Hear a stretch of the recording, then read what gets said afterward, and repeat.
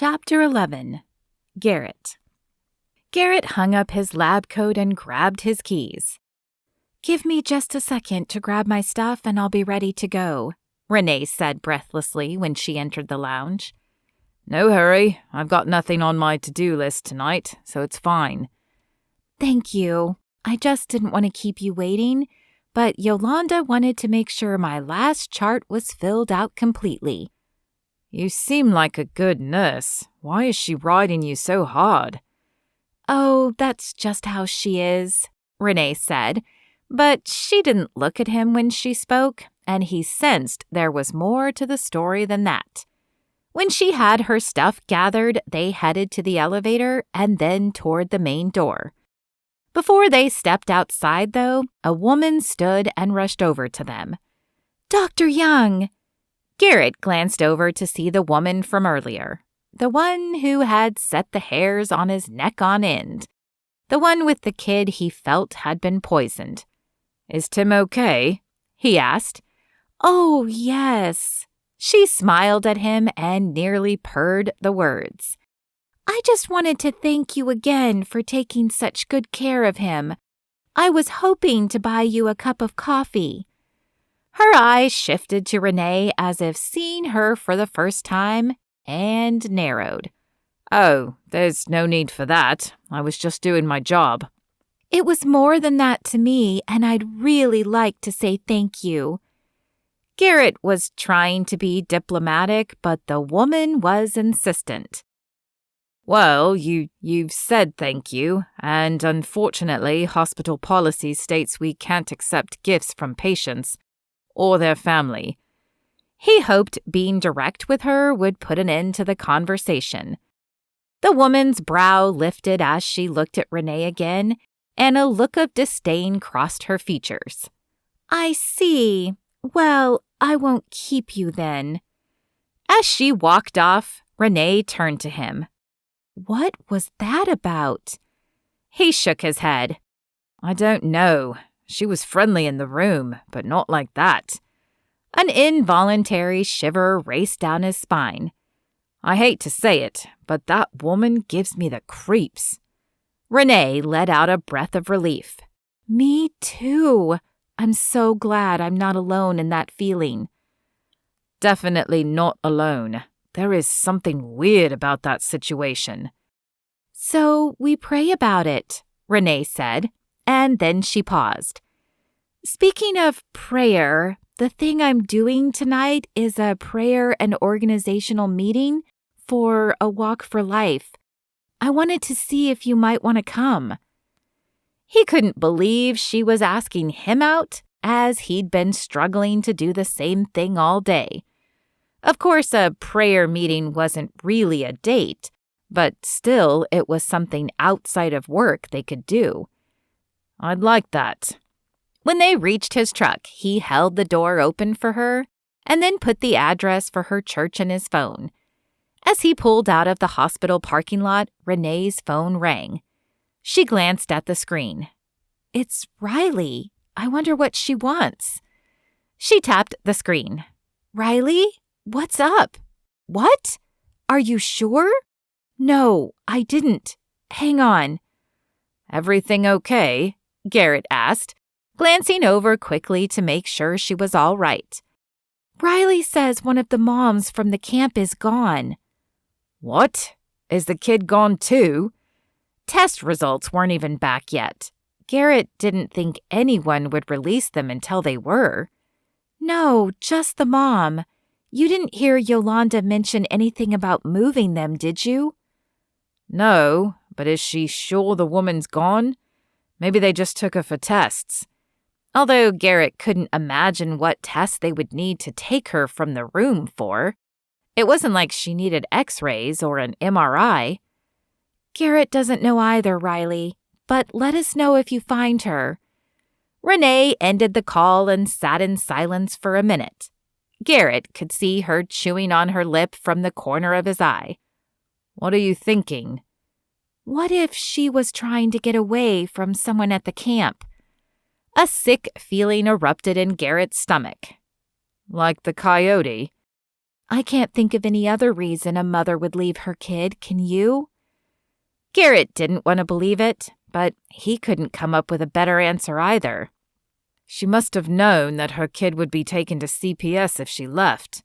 I can't imagine how hard that would be, but I guess she thought that would be a better option than staying with the coyote.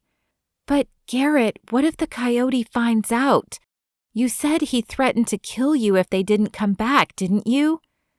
Maybe he was all talk, Garrett said, though his nose told a different story.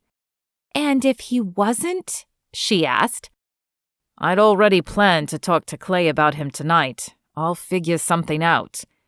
But he didn't know what, and now that he knew the woman was gone, he couldn't help feeling like his life was in danger. Though he kept his eyes peeled for any sign of someone following them, they reached the church without incident, and Garrett pulled into a spot near the front and by a light post. It wasn't dark yet, but it probably would be by the time they left, and parking in the light seemed a lot safer. Her church was a medium-sized building with 3 crosses on the roof. Cherry blossom trees dotted parts of the parking lot, and the grass that was visible was a bright green. He followed her into the building and to the large sanctuary, where a small group of others were already congregating. He was not normally a nervous person, but he realized the only person he knew here was Renee. To say he was out of his element was an understatement. "Hey, Renee," one of the men said when they approached. "Glad you could make it. Who's your friend?" Garrett detected just the smallest hint of jealousy as the man looked at him, but he had nothing to worry about. At least not yet. Garrett and Renee hadn't even gone on a proper date. "I'm Garrett Young. Renee and I work together." "Oh, that's awesome," the woman with bright red hair said. "We're always happy to have new faces. I'm Stacy. This is Gabe, Tatiana, Rick, Misty, and Wade, our fearless leader." "Nice to meet you all." Garrett tried to commit their names to memory as they took their seats, but he doubted he would remember all their names. "Okay, so our goal here is to pray for the center, and then get word out about the prayer walk on Saturday. So far, we only have about 20 people signed up to walk." "I think the events last time scared a few away," Stacy said. Her eyes were the greenest Garrett had ever seen, and her red hair made her stand out, so it was easy to remember her name. He didn't know how old she was, but the dusting of freckles across her nose made her seem younger. "What happened last time?" he asked. "A few people who aren't very happy about the Roe v. Wade overturn decided to throw eggs and rotten vegetables at us," the blonde woman said. He thought her name was Misty. "That's awful. Did you call the police?" "We did, but there wasn't much they could do," Wade said. "That doesn't sound right. My brother recently got hired to the 5 Beach PD. I'll ask him about protection." "That would be great," Wade said. "But protection or not, we're still going. What we will do is get some of the church security guards to come with us and at least walk on the outside to protect the women, so please let them know that." "What if we combine the walk with a diaper drive or something?" Tatiana asked. Not only did she have light brown hair, blue eyes, and pale skin, but she had the slightest hint of an accent. Garrett wondered if she was of pure Russian descent. "That might discourage them from harassing us so much if they see we're doing something for the kids."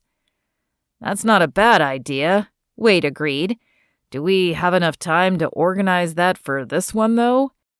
"Well, we have some supplies in the pantry we could start with," Tatiana said. "Okay, then you're in charge of that. See if we can get it set up in time, and if not, we'll definitely add it to the next time." The group continued to hash out a few more details for the event, and then Wade closed the time in prayer. Garrett wouldn't be able to attend as he knew he had to work on Saturday, but he definitely planned to add them to his prayer journal to keep them in mind. Do you know where the center is? Garrett asked Renee as they headed toward the church exit after saying goodnight to the others. I'd like to see it in person. Sure, it's not that far. As they stepped out of the church, he scanned the parking lot. It was something he often did, a habit from Clay, but it felt even more important tonight with the woman missing. Would the coyote attack him if Renee was with him? He didn't know, but he didn't want to take the chance. He didn't think anyone had followed them from the hospital, but while nothing seemed amiss, he felt off, as if someone was watching him. He scanned the area again, but he couldn't see anyone. However, he made sure to lock the doors as soon as they were both inside. Then he followed Renee's directions to the center. The center was a small, nondescript building with no frills, but Garrett wondered if that worked in their favor. Without big signage, they were less likely to get targeted randomly, and it probably made the women who entered feel more comfortable as well. He parked next to Renee and climbed out of his truck. "They'll be closing soon," Renee said, glancing at her watch. "But I bet Becky would be happy to give you a quick tour." That would be great. It wasn't necessary for him to pray for the center, but he was a visual person. The more he could see, the more he could picture it in his mind when he was praying. As they stepped into the center, a woman with curly auburn hair glanced up at them. Her eyes widened moments before a wide smile split her lips. "Renee Mackey, it's so good to see you. Are you coming to sign up for another volunteer shift?" "Soon, I promise. Tonight I'm here to introduce you to our new pediatric doctor, Dr. Garrett Young. He was hoping you could give him a tour." "Of course. You know I'd be happy to." Becky turned her attention to Garrett and extended a hand. She was one of those larger-than-life women. She was tall and wore bright colors. Though he'd never say it out loud, she looked like she'd never quite left the 80s. "Nice to meet you, Garrett. I'm Becky Starr. We don't have a huge center here, but we do what we can." "Size doesn't matter as long as you're doing God's work," Garrett said with a soft smile. That was something he'd definitely had to learn.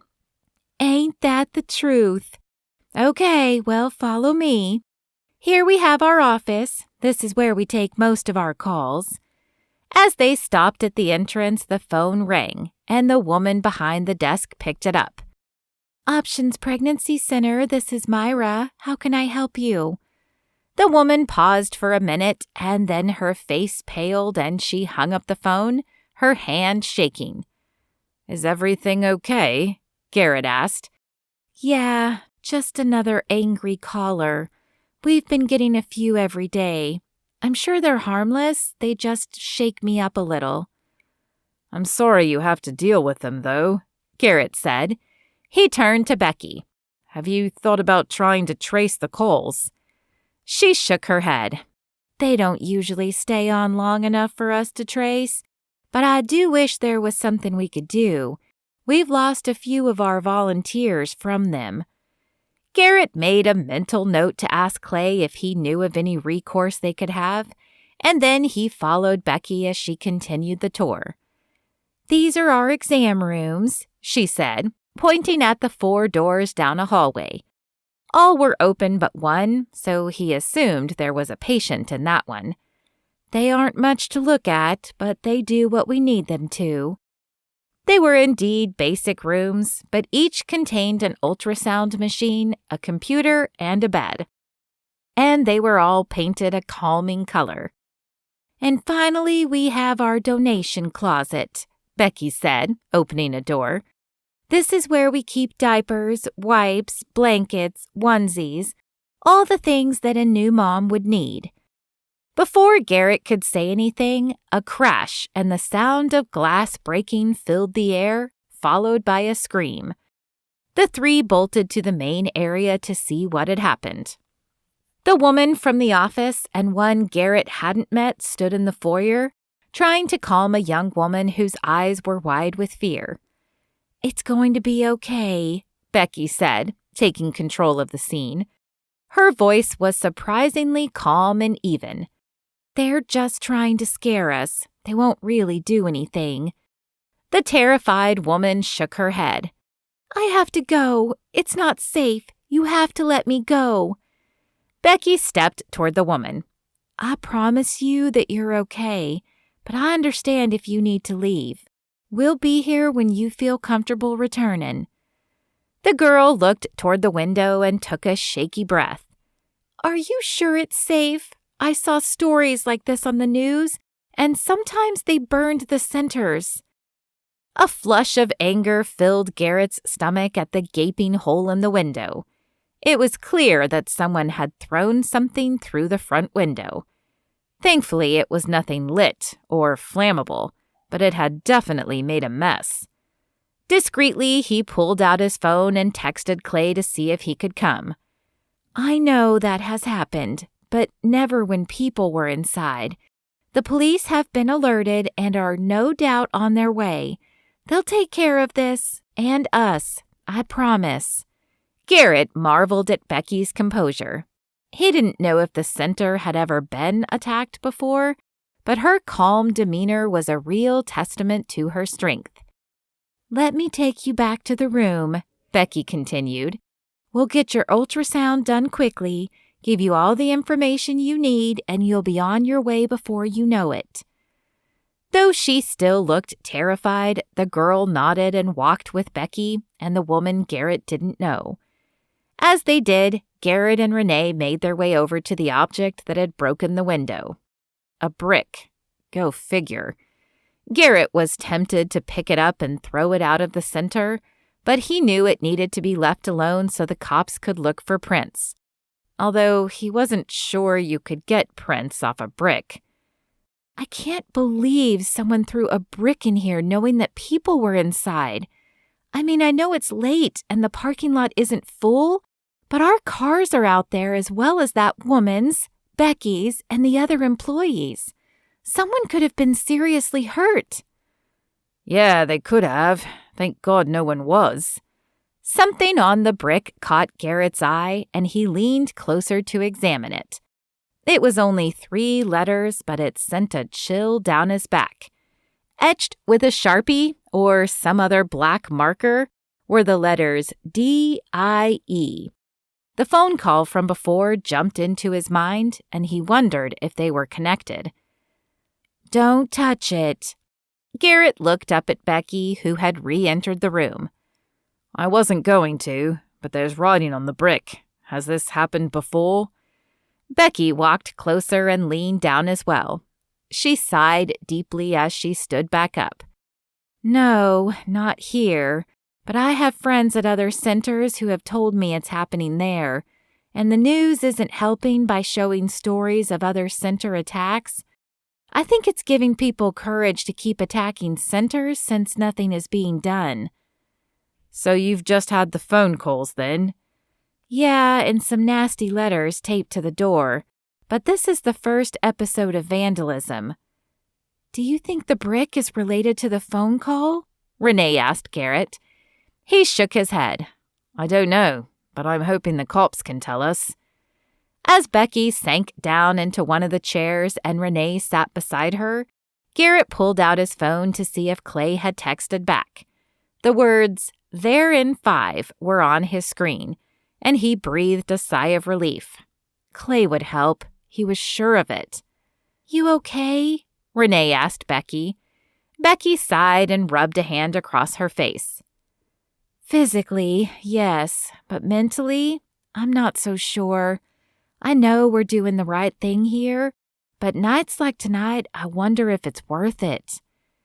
Though he didn't know her, Garrett's heart went out to the woman, and he crossed the room to join them. He couldn't imagine how hard it would be to put up with this every day. It had to be wearing Becky down. Renee reached for Becky's hands. "Hey, let's pray about it. He's in control, remember?" "Yeah, When things like this happen, it's hard to see that he's in control, you know? Garrett understood exactly what Becky was saying. It was the same way he felt when they lost a child at the hospital. He trusted that God was loving and that all things happened for a reason, but sometimes he wished they could see more of his plan so they wouldn't feel so lost. Just as the women closed their eyes, red and blue lights filled the room. Garrett crossed to the door and pulled it open. He'd seen Clay in his uniform before, but somehow he looked different tonight. "Whoa, what happened to your face?" Clay asked. "I'll tell you about it later. Thanks for coming, Clay." "No problem. I was in the area, but I'm surprised to see you here. Is this something else you'll tell me later?" Garrett stared at his brother a moment before understanding hit him. Clay was asking if he was here with a woman. The absurdity of the thought would have made Garrett laugh if the situation weren't so serious. "Yeah, I'll fill you in later." He stepped back to allow Clay entrance. "Good evening, I'm Officer Young," he said to Renee and Becky. "Can you tell me who's in charge?" Becky stepped forward. "That would be me." Clay nodded and pulled a notepad and pen from his pocket. "I'm sorry to hear about your trouble. Can you tell me what happened tonight?" As Becky filled him in, Renee stepped closer to Garrett. "Is that your brother?" she whispered. Garrett nodded. "I texted him and he happened to be in the area, so he took the call." "Can I see the brick?" Clay asked when Becky finished. Becky led him over to it and he whipped out a Ziploc bag and some gloves.